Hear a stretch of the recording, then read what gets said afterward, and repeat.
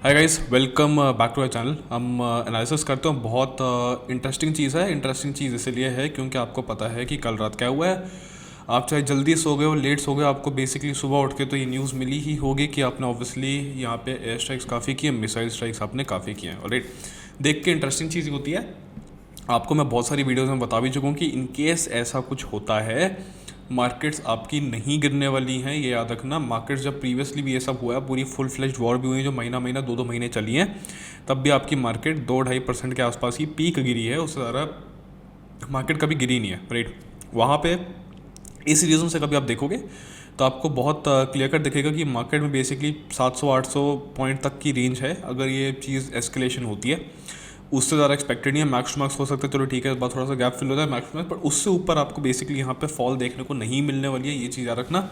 जो लोग सोचते हैं यहाँ पे कि बोलते हैं क्या ठीक है पोर्टफोलियो बुक करके यहाँ पे निकल जाओ, ये कुछ करो, बेसिकली होल्ड करने की वो करने की ज़रूरत नहीं है फालतू में। क्या बोलो, बिल्कुल नीचे जाने वाली है, वो वाली चीज़ आपको लेवल्स नहीं मिलने वाले। 18,000, 19, 20 वाले आप ये जो सोच रहे हो, ये चीज़ें नहीं होने वाली है, ठीक है, बिकॉज ये इतना बड़ा एस्केलेट उस तरीके से नहीं होता है। प्लस इन केस अगर हो भी गया, आपको पता है प्रीवियसली हिस्ट्री के अंदर भी किस तरीके से मार्केट ने रिएक्ट किया है, कोई टेंशन वाली बात नहीं है। सरप्राइजिंग बात बस यही होती है कि इसमें आपका ओवरनाइट पोजीशंस यूजुअली काम नहीं करती है, क्योंकि कल होता क्या है कि रात को कोई अगर स्ट्राइक हो रही है या एयर स्ट्राइक्स हो रही है, कुछ हो रही है, तो पोजिशनल ट्रेडर्स को थोड़ा सा ध्यान रखना पड़ेगा। यहाँ पे चल क्या सकता है, मैक्स टू मैक्स आप एक लंबी रेंज का कैलेंडर स्प्रेड चला सकते हो जो पोजीशन वाले है, तो उस पर अंदर थोड़ा सा फोकस करें ना, बिकॉज आपकी एक एक्सपायरी 2 एक्सपायरी बाद की जो कैलेंडर स्प्रेड है उसमें आपको प्रीमियम्स थोड़े अच्छे मिल जाएंगे। वहाँ से आप थोड़ा सा फोकस कर सकते हो ऑन अ बिगर रेंज, कि आपको 4-4% तक की आप थोड़ी सी रेंज के आसपास तक प्ले आउट कर रहे हो। राइट, तो वो चीज़ हमारे को वहाँ पे मिल सकती है। राइट, इसके अलावा इंट्राडे के अंदर देखोगे आपको कुछ नहीं करना, सारे के सारे पैटर्न्स आपके नहीं चलेंगे। यहाँ पे होगा क्या, मार्केट एक बड़ी सी रेंज के अंदर है। इतनी बड़ी रेंज का सिंपल ये मतलब होता है कि आपको भी कुछ नहीं करना है, सिंपल आराम से एक ऊपर से टॉप से रेक्टेंगल लगा दो कि चलो ठीक है भाई, ये मेरा टॉप वाली रेंज है, इमीडिएट रेंज मेरी इसके आसपास बन रही है। राइट, और नीचे की तरफ अगर मैं देखूंगा किस तरीके से रेंज मेरी किस आसपास बन रही है, यहाँ पे बन रही है, इस तरीके के आसपास रेंज बन रही है। राइट, करना कुछ नहीं है। कल भी मार्केट इसके अंदर खुलेगी, फिर से नॉन डायरेक्शनल ट्रेड करना जाना, स्टार्टिंग में 1 घंटा छोड़ देना, क्योंकि जो वॉलेटिलिटी होगी वो है। इसके अंदर मार्केट खुलेगी, नॉन डायरेक्शनल करना, ऊपर से आपको पता है 500 के लेवल पर रेजिस्टेंस है, नीचे की तरफ आपको पता है 280 के आसपास आपका सपोर्ट है। राइट, हमने यहाँ पे बोला था कि थोड़ा सा वेट करेंगे, 500-600 के आसपास तक हमारा टारगेट है। 580 के आसपास हमारे को टारगेट्स मिल भी गए थे, हमने वीडियो नहीं बनाई थी, बट आपको बताया था कि यहाँ पे हमारा टारगेट है लॉन्ग की तरफ। ये चीज़ हो गई है।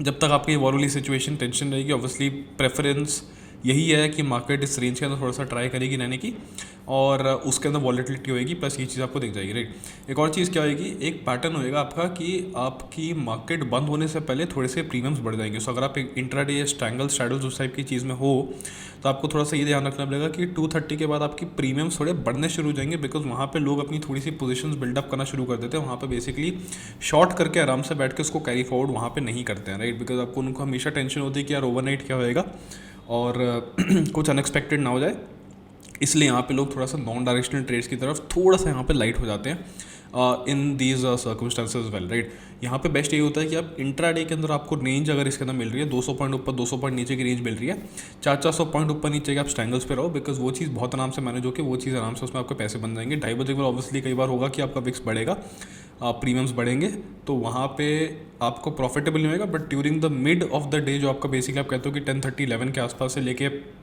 132 के आसपास तक, वहाँ पे आपको डीके थोड़ा सा टारगेट करना है। राइट, इसके अलावा आपके बहुत सारे स्टॉक्स ऐसे भी होंगे जो रिटेस्ट की ओर कई बार आएंगे, बिकॉज आपको कई बार ऐसे ऐसे दिनों पे जब मार्केट गैप डाउन खोल के बिल्कुल ऊपर जाती है, वहाँ पर आपको कई कई स्टॉक्स जो आपको पता है कि आप खरीदने वाले थे और जो बेसिकली ब्रेकआउट पे लॉन्ग हो चुके हैं, वो आपको थोड़े से सस्ते प्राइस पे यहाँ पे मिल जाते हैं। ठीक है, आप कोई भी स्टॉक अगर खोल के देखोगे, जो हमने भी प्रीवियसली डिस्कस किए वीडियोज़ के अंदर, प्लस जो आपको लेना है ब्रेकआउट के बाद या कुछ हुआ है, वो भी आपको दिखेगा कि थोड़ी थोड़ी यहाँ पे नीचे की तरफ आएंगे। और राइट, बैंक्स में अगर देखोगे थोड़ा सा प्रेशर आएगा। अगर आप ICICI देखोगे, आपको पता है कि यहाँ पे थोड़ा सा है, होल्ड कर रही है मार्केट, बट यहाँ पे कंसोलिडेशन ऐसी है कि आपको 1 साल बाद भी ये थोड़ा सा ऊपर नीचे कहीं भी जाए, घूम फिर के इसी लेवल के आसपास यहाँ पे मिलने वाले हैं, बिकॉज ऑब्वियसली आपकी जो सपोर्ट वाली लाइन है वो बहुत लंबी है। हो सकता है बहुत आराम से कि अगले साल भी आपका थोड़ा सा इसी लेवल के आसपास, जितना भी ऊपर चले जाए, घूम फिर के इसी लेवल के आसपास आपको मिलेगा, 1400 के आसपास। राइट, कई बार चीज़ आपकी ऐसी होंगी, बट कई बार आपको ये भी मिलेगा कि अगर आप बाकी सारे देखोगे, कि आप कोटक देख लो, कि कोटक में ऑब्वियसली आपको पता है गैप डाउन खुला था यहाँ पे। ये सब तुमने कल परसों वीडियो में कवर नहीं किया था, बट गैप डाउन के अंदर भी देखो कि यहाँ पे स्विंग रिस्पेक्ट हो रहा है। ये प्रीवियस स्विंग है, ये अगला स्विंग है, ये उसके बाद अगला स्विंग बनने की पॉसिबिलिटी है, कि 2050 से यहाँ से मार्केट आपकी 2300 तक का एक नया ये टारगेट बनाएगा। कोटक के अंदर आपका ऑब्वियसली टारगेट 2447 का है, तो याद रखना जो लोग कोटक की ट्रेड में है। एक और चीज़ आपको याद रखनी है बैंक्स के अंदर कि अगर आप एक्सिस बैंक के अंदर ट्रेड में बैठे हुए तो आप ये देखो कि एक्सिस बैंक जैसा स्टॉक जो है ये भी आपका थोड़ा सा रीटेस्ट की तरफ हॉल्ट कर रहा है, बिकॉज यहाँ पे जब इसका ब्रेकआउट आया था 1159 की तरफ पता था कि यार ठीक है 70-80 पॉइंट वर्टिकल आ गया, बट आपको रीटेस्ट आना है। रीटेस्ट आपका या तो इस लेवल के आसपास आएगा विच इज़ अराउंड 1145 यहाँ से, बट प्रेफरेंस यही है कि ये ट्रेंड लाइन तक आए थोड़ा सा, which is another 40 points from है। 40 पॉइंट्स की प्रेफरेंस इसलिए क्योंकि अगर यहाँ पे 30-40 के आसपास आएगा, यहाँ पे मार्केट ने बहुत बार स्विंग्स बना के स्टॉक ऊपर गया, तो इसको याद रखना कि ये यहाँ पे आपको अपॉर्चुनिटी क्या मिल रही है कि काफ़ी सारे स्टॉक्स जो करेक्ट करेंगे उनको आपको पिक करने के लिए ब्रेकआउट्स के बाद एक रीटेस्ट यहाँ पे मिल जाएगा, बिकॉज मार्केट डायरेक्टली ऊपर जाने से अच्छा थोड़ा सा फ्लैट होएगी, कंसोलिडेट होएगी, तो आपको रीटेस्ट मिलने के चांसेस बहुत ज़्यादा हो जाएंगे। तो ये जब नीचे आएगा इसको भी आप उठाओ, और काफ़ी सारे स्टॉक्स जो आपके रेडार पे हैं उसके अंदर भी देखना कि रीटेस्ट यहाँ पे आने वाला है, तो ये चीज़ ध्यान रखना। और बाकी आपको जो निफ्टी के अंदर रेंज बताई है वो ध्यान रखना, बिकॉज कल एक्सपायरी है, कल यहाँ पे कुछ होगा, राइट।